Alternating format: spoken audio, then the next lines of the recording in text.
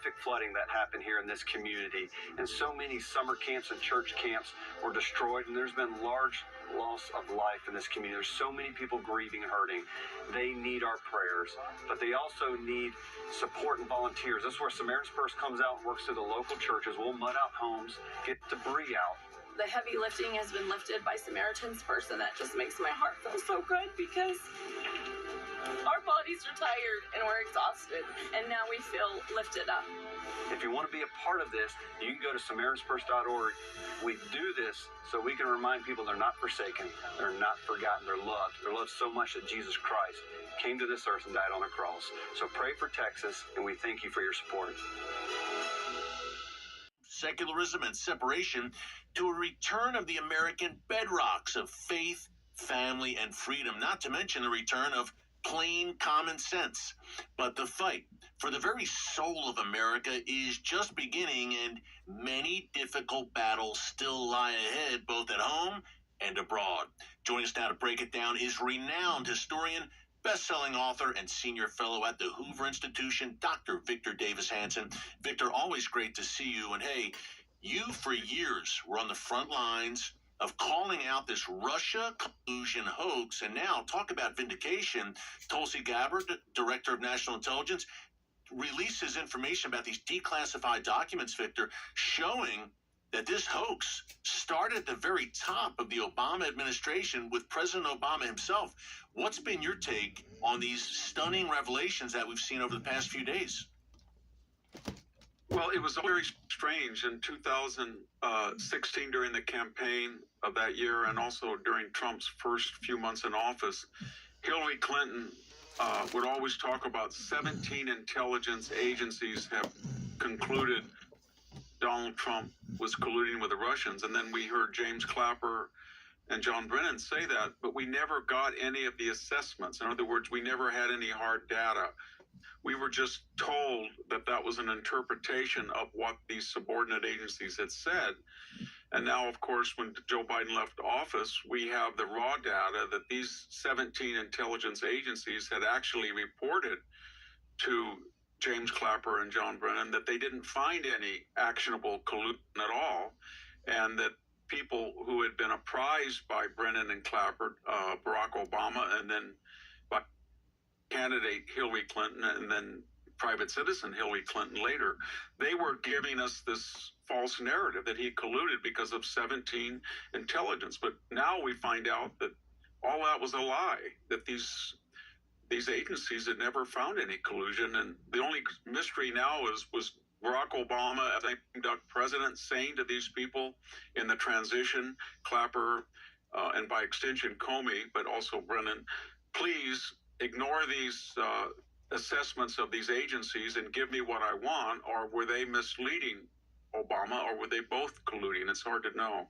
Yeah. How big of a scandal is this, Victor, in the annals? You're a great historian, of course, in the annals of American history. If this is indeed the case, what Tulsi Gabbard just laid out, and perhaps goes to the very top of the Obama administration, how big of a scandal would this be in terms of historically, number one? And number two, what about accountability? Would we see someone like a Brennan, a Clapper, or these people who could be facing even prison time? Yeah, the strange thing about this is that it was an effort in 2016 to destroy the campaign. And we even have Dutch intelligence intercepted Russian intelligence known to Clapper and Brennan. And the Dutch said that the Russians are weird. I mean, they don't know what's going on because they're being blamed for collusion by Hillary Clinton, and they did tap into Hillary Clinton's, but they didn't know because they had not colluded with Donald Trump. They were mystified why she was saying that, and the only thing they could come up with is she was trying to hide the fact that she had exposed her email.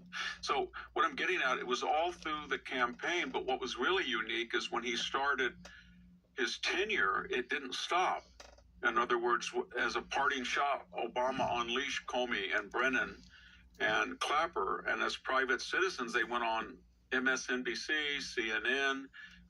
Comey was still, as you know, FBI director, and that resulted in Robert Mueller, 22 months, $40 million, that ate up the first 2 years of the Trump administration, and eventually, I mean, it essentially paralyzed it. So it was We've never seen that concentrated effort to destroy a campaign and then to destroy a presidency, and yet there was no evidence ever that there was the Steele dossier had no.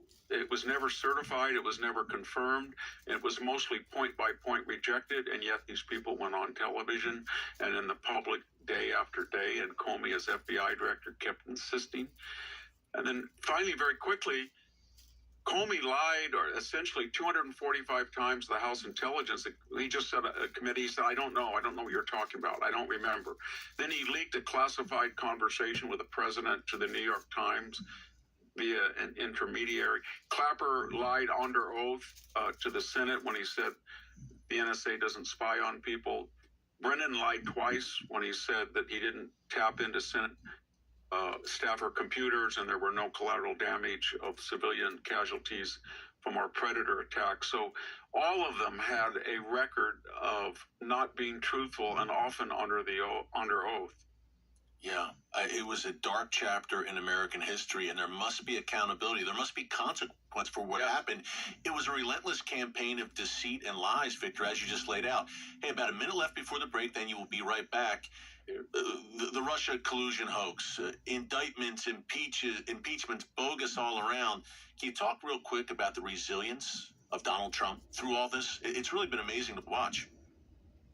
Yeah, it is. As soon as Mueller was finished, remember, then we had the bogus first impeachment where Vindman hadn't even, he didn't even report it. He just called up his friend Ciaramella and said, hey, would you be the whistleblower? And he never even heard the conversation. Zelensky said there was nothing wrong. He was on the other end. And then we went right into the laptop disinformation that really affected the 2020 election. Then, of course, 93 indictments by 5 different court hearings. We had Trump taken off the ballot, at least the attempt to, in 25 states. They raided Mar-a-Lago.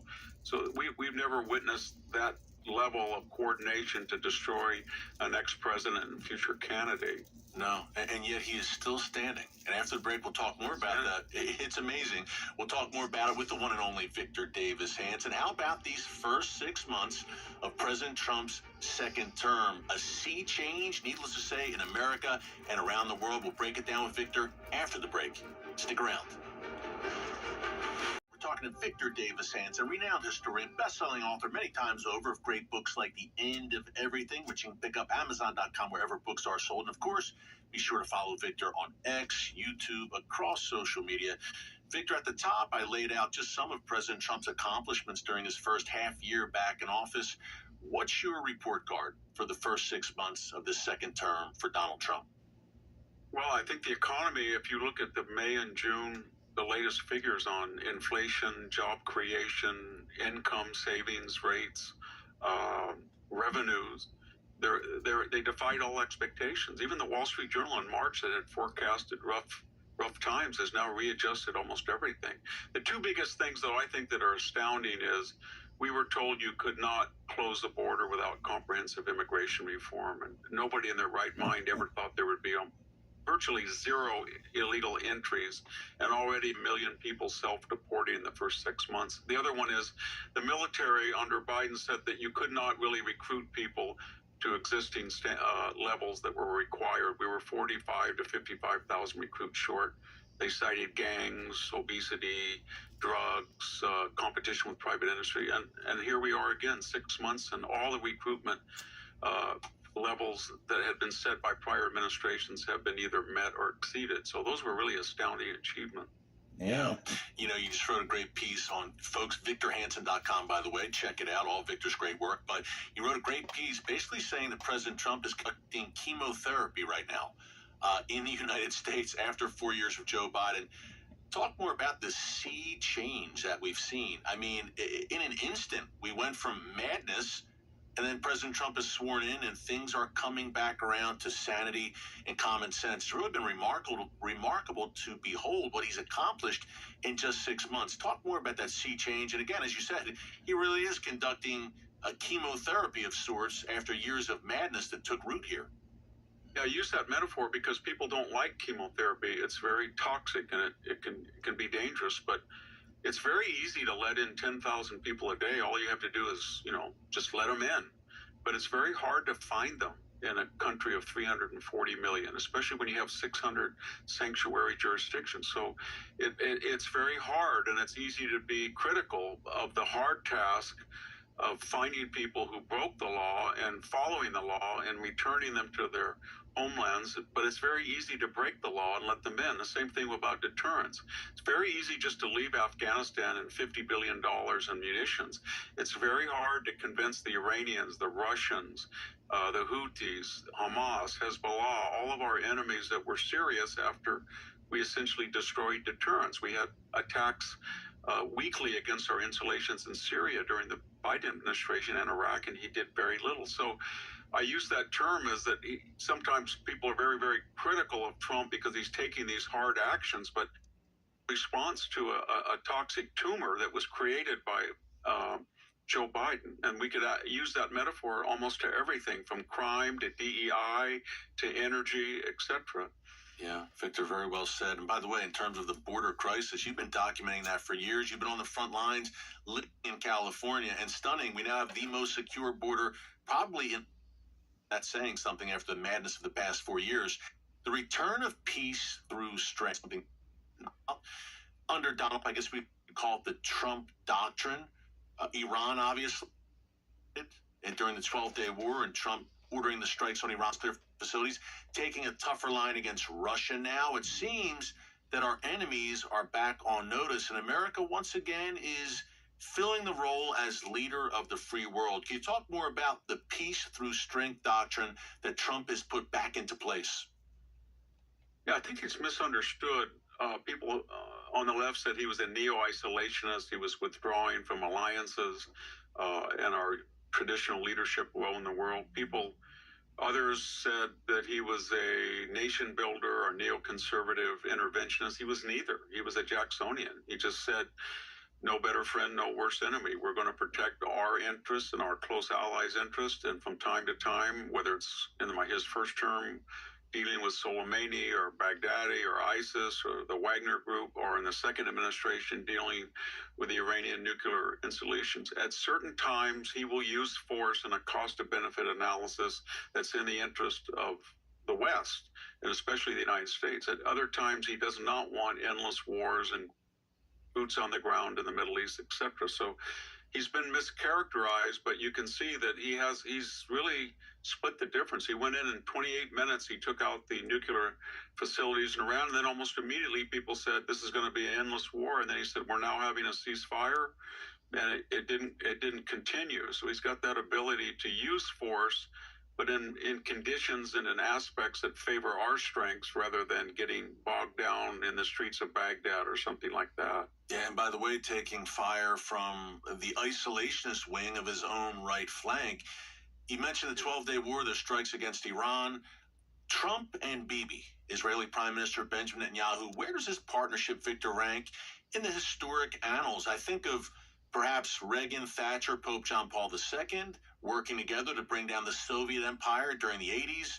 Now the Iranian Empire on the ropes thanks to this Trump-Bibi partnership. I think back Churchill, FDR during World War II. What do you make of this partnership, this very close partnership between Trump and Netanyahu, and what they've been able to accomplish and what they may still accomplish? The Abraham Accords back on the table, and a lot of things it seems to look forward to. Yeah, I think your examples are just right. Thatcher, Reagan, and even it's a little bit more fundamental, Churchill and Roosevelt. But this idea that two allies in the West coordinate and synchronize. And in the case of these two, I don't think the United States could have gone in for just a few minutes and taken out that facility if Netanyahu had not first, for essentially over a week, had taken out the air defenses, he'd taken out the Air Force, he'd taken out a lot of the anti-missile aircraft missiles. And by the same token, I don't think Netanyahu could have completely done the damage that we did, because he lacked the ordnance and the bombers to do that. So they kind of synchronized each other and complemented. That was misunderstood.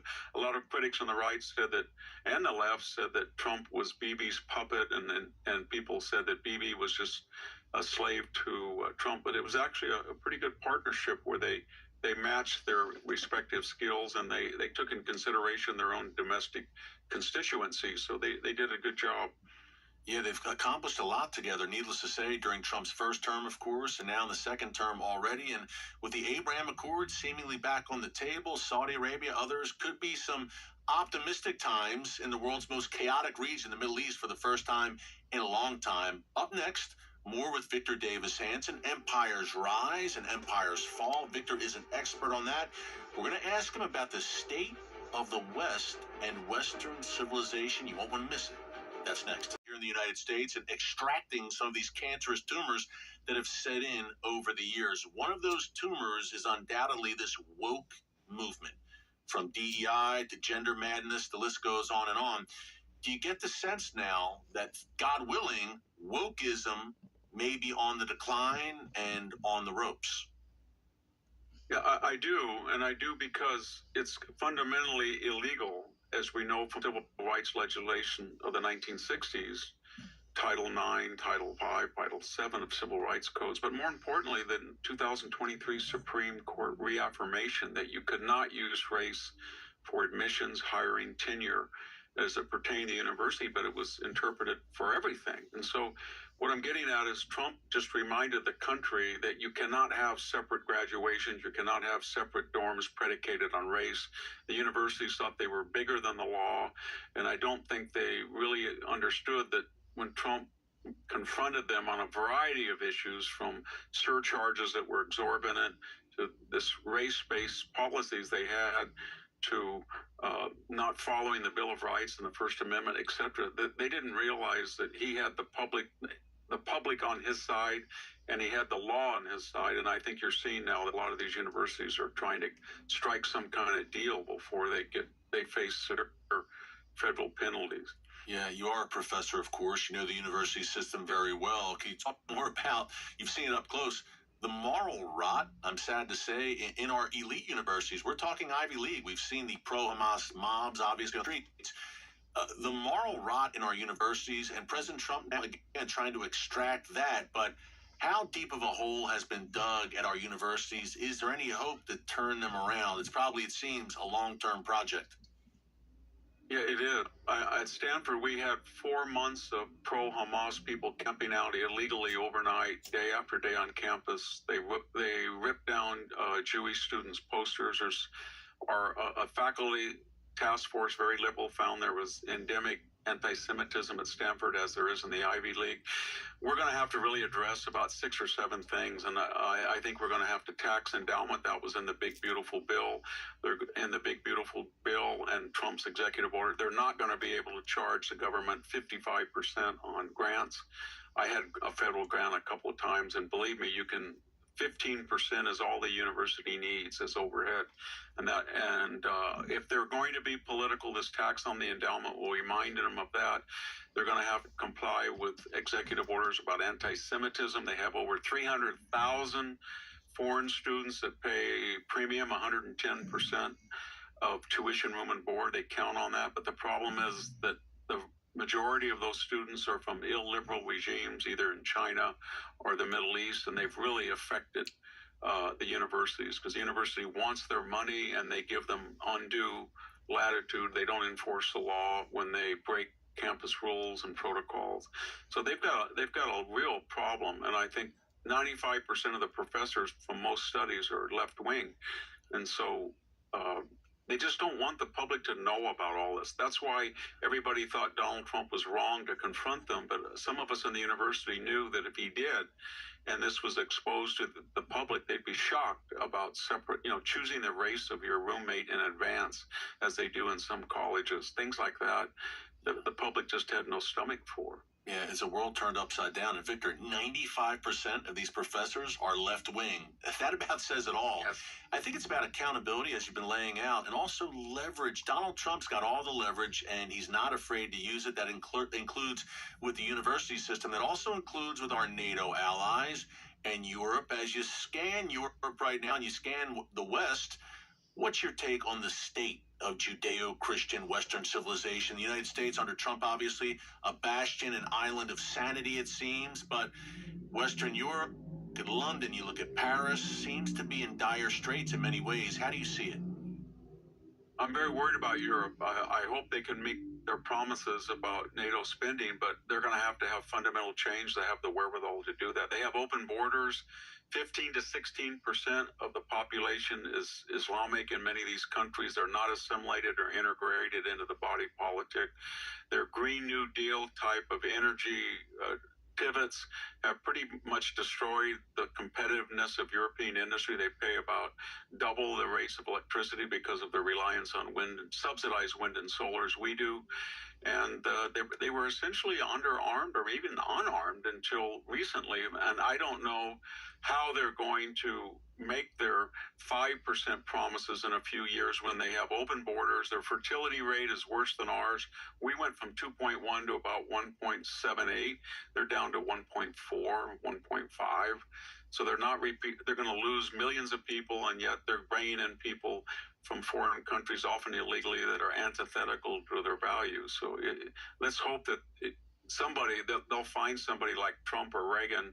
And you see a little bit in Eastern Europe and in Italy and Holland, but maybe these conservative renaissances can do something about France and Germany and the UK, because they're in dire straits. Truly, truly, Victor, well said, and God willing, to what you just laid out. Great job as always, folks. No one does it better. Victor Davis Hanson. Check him out at victorhanson.com, on X, across social media. Victor, we can't thank you enough. Great breakdown. Thanks. God bless you. We'll see you again soon. And coming up after the break, my final thoughts on what we were just discussing, the only real way to save a civilization. That's next. Stick around. Acts chapter 17 verses 30 and 31 warns about that. In the past, God overlooked such ignorance, but now he commands all people everywhere to repent. For he has set a day when he will judge the world with justice by the man he has appointed. He has given proof of this to everyone by raising him from the dead. That him is the Lord Jesus. If we don't turn back to Jesus as a civilization, we can have great political solutions, but it ultimately leads to ruin without revival. Hey, tomorrow night, great breakdown on the latest with Iran. They're down but not out with a top expert. You're not going to want to miss that. Until then, God bless you. We'll see you soon.